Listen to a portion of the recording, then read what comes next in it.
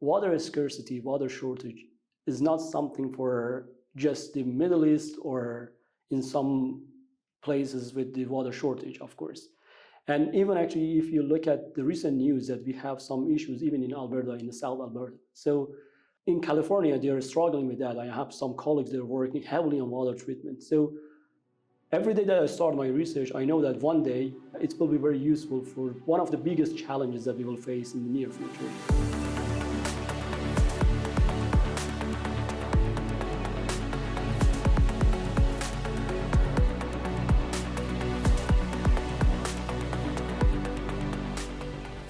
Hello, my name is Mohtada Sadrzadeh. I'm a professor at the Mechanical Engineering Department. At the same time, I'm the Humboldt Research Fellow of the RWTH Aachen in Germany. My research focuses on development of membrane materials and processes for addressing some critical environmental challenges in water treatment and energy resilience.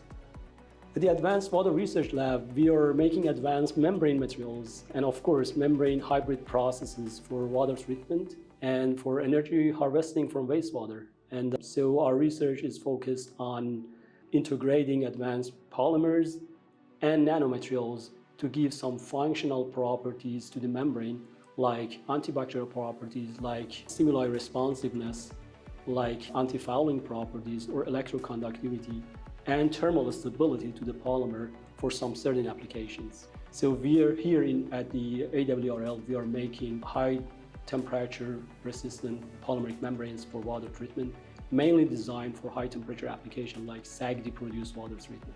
Can you show us some of the processes happening around the lab? Yeah, for sure. So as I told you before, we are making membranes and we have to test the membranes first. So the first thing that we are using actually in our lab is membrane filtration setup. A membrane filtration setup is something like this. And in this side, actually, you can see everything inside is a black box. So I should open this and explain the parts. But if I simplify that, a membrane is placed inside the membrane holder like this. And we are just introducing the feed water into the membrane cell. And we are applying pressure on top of the membrane. So the clean water passes through the membrane, we are getting the product, and the residual actually will go back, or we are disposing that to the environment, or we are using other technology for treatment of that residual that remains with the high concentration of contaminants. So this is one of those setups that we typically use for water treatment, and this is the full automatic setup. We can run it remotely. As long as we have feed water in the tank, we can use it everywhere, and it is the best setup that we have for the filtration. If we are working with the residential wastewater, our main objective is to remove viruses and bacteria. So when we are producing drinking water, for example, from the lake water or river water, we have to make sure that we are removing E. coli from the water, bacteria. Yeah? And so for oil sands industry, our target is to remove minerals, mainly silica and hardness from the water, along with the organic matter. So for some certain application, we are removing emerging contaminants from water. For example, for agricultural waste, we have to remove pesticides from the water. For pharmaceutical wastewater treatment, we have to remove some of those pharmaceutical, like ibuprofen, from the water. It really depends on the application. And for each of these applications, we have to make a specialty membranes for them. We cannot use RO for all of these applications. For example, for separation of viruses and bacteria, UF is the main membrane. For the removal of the hardness, like magnesium, calcium, we are using nanofiltration membrane. For removal of salt, monovalent ions, we are using reverse osmosis membrane. So when we are making membranes for all of these applications, we have to make sure that some certain properties should be there. We have to match certain flux, water flux, which is called productivity.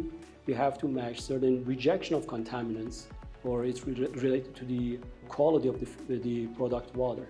So for that, we have to do some tests. Filtration tests are for that. We are measuring the water flux, which is productivity, and we are measuring the contaminant rejection, which is the quality of the product water. What exactly we are doing here is filtration. We have a feed solution over there, and we have our membrane mounted in the membrane cell. So to mimic the real conditions and to see what's going on and what we exactly made, we need to just test our membrane. And by turning on the pump. It's noisy, sorry. So we pressurize the membrane, we just put pressure on the other side of the membrane, and we get fresh water or treated water from the other side. And our target is to just measure the rejection of the membrane and the flux of the membrane. So the rejection is the amount of the contaminants that we can remove, our membrane can remove. And the flux is the amount of water that we can get per hour per meter square of membrane. And to just measure the flux, we developed the software ourselves here in the lab. And as you can see, we can monitor the flux. You can see in the chart, versus time, to see how our membrane behave. And by knowing these two important factors, we can say whether our membrane is a good one or a bad one, or we need further modification for that. And also there are some other parameters which are important. Fouling, how long the membrane can work, how long the membrane can be operational in a plant. It should work at least for 3 years. So for that, the membrane should be fouling resistant. And for that, we have to measure some other properties. We are doing the characterization methods like, for example, contact angle that you could see in the lab to measure how the membrane can pass water through it. It's the contact angle, is the angle of the water droplet on top of the membrane surface. And the lower the contact angle, the better the membrane is more hydrophilic. And another parameter is the surface charge. So when the membrane is more negatively charged, it's better. It's usually better because most of the contaminants in the water are negatively charged, and we have more electrostatic repulsion, and contaminants cannot deposit on the membrane surface. And that makes the membrane more fouling resistant. We use this device to measure the hydrophobicity and hydrophilicity of the membrane. And as you can see, by making a drop on the membrane surface, we could measure this contact angle between the water drop and the membrane surface. And as you can see here, we have such a hydrophobic membrane. And if this angle increases, we will have a super hydrophobic membrane. And if it would be less than 60 degrees, it would be more hydrophilic. And so you want a lower angle, right? Because you want it depends on the application. Yeah, for example, if we want to work with the NF&O to produce clean water, we prefer to have a hydrophilic membrane. But in the case of using membrane distillation, we prefer to have a more hydrophobic membrane surface. Right. So for oil and gas, for example, you would want to separate the water out from we prefer to have a more hydrophobic membrane surface. Yeah, it depends on the application that we're gonna use for membrane, for water treatment. Our prototype is now ready at the advanced level of the production. We are making larger scale membranes now, 18-12 inch.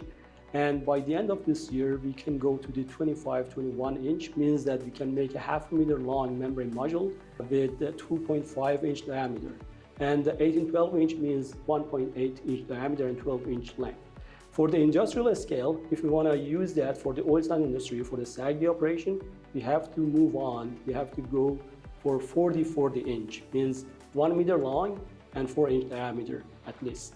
And for the economical benefits, of course, if you use the water treatment at high temperature, for example, you don't need to cool down the water, you don't need a condenser to do that, and you don't need to heat the water, you don't need another boiler to increase the temperature.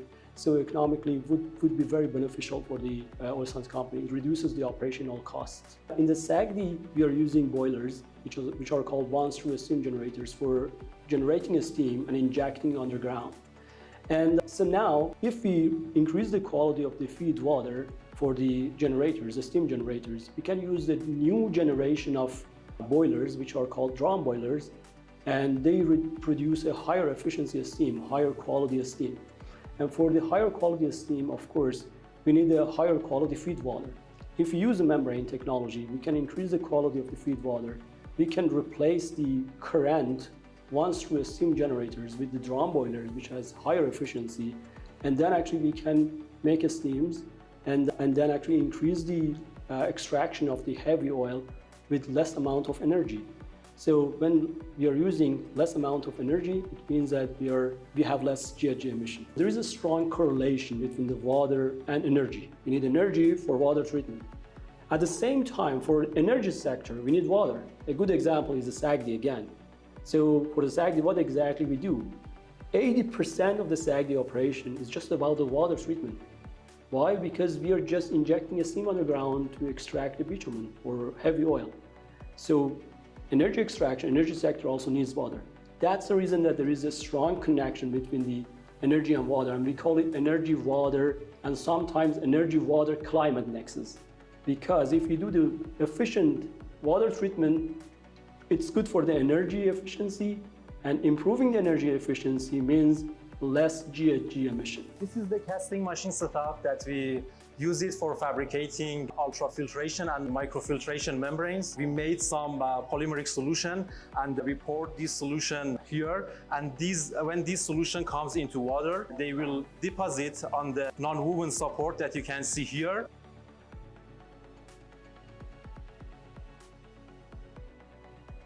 As you can see here, we pour the dope solution here or casting solution, and we also adjust the thickness of this polymeric substance using these two blades. So specific thickness would be obtained by adjusting these two plates. After these non-woven support comes into the water, the polymeric substance deposited on the non-woven support, let's see it here after coming out from water. This kind of membrane used for removing some kinds of contaminants like oil or some other contaminants with a larger molecular size like oil or dyes. And also we use these kind of membranes for further surface modification with other approaches for nanofiltration membranes or RO membranes as well. What exactly we do?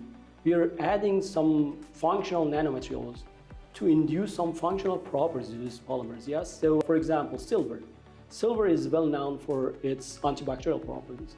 So if you add silver to the polymer, in fact, you're giving that the antibacterial properties. So it can be used for drinking water production.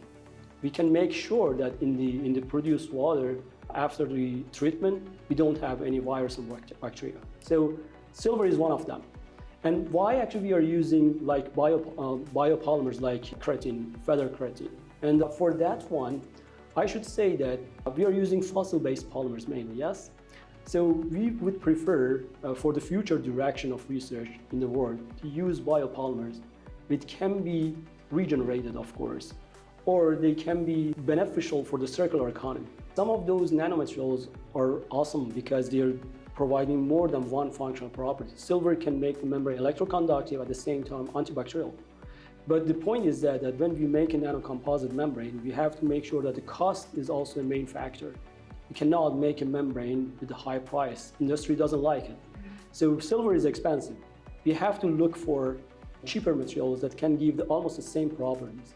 And this is one of those ongoing research in my team, of course. Why using silver? We can use other types of material which are cheaper. So the bigger challenge is about the understanding the importance of the water treatment in the natural resource sector. So we are living in Canada and we have actually huge access to water. Yeah, so it's a high percentage of the fresh water in the world is located in Canada. And most of the time we don't understand the value of the water in the natural resources. So I would say that we have to work more on that, so that we have to develop more technologies for water treatment. We need that for residential water treatment, for industrial water treatment. We have to use the minimum fresh water that we have in the nature. We have to treat, recycle, and reuse as much water as possible and reduce the freshwater consumption. So that's the understanding of the importance of the water for everyone is the main challenge that we have in Alberta. I'm working heavily with the Pathway Alliance Inc. So if you didn't hear the name, the previous name was COSIA, Canadian Oil Sands Innovation Alliance Company, and it's the alliance of the oil sands companies. They're sitting together. They have actually common sources of funding actually together, put on the research. And these companies are mainly Suncor and CNRL, and I'm working with them through Pathway Alliance Inc. But I'm also working with the governmental sectors and bodies like NRC in this building, of course, National Research Council. I'm working with my colleagues. And I'm working with NRCan, Natural Resources Canada, and Alberta Innovates on water treatment. I'm also collaborating not with the industry partners, with my colleagues in other universities. As I told you, I have Humboldt Research Fellowship in RWTH Aachen. Every year I go to Germany for 1 or 2 months. I'm working with them on electroconductive membranes mainly for PFAS removal, and we are going to start a project. And I'm also working on some collaborative research works with Harvard University, Purdue University, University of Alabama, Delft, UCLA, UBC, and University of Toronto.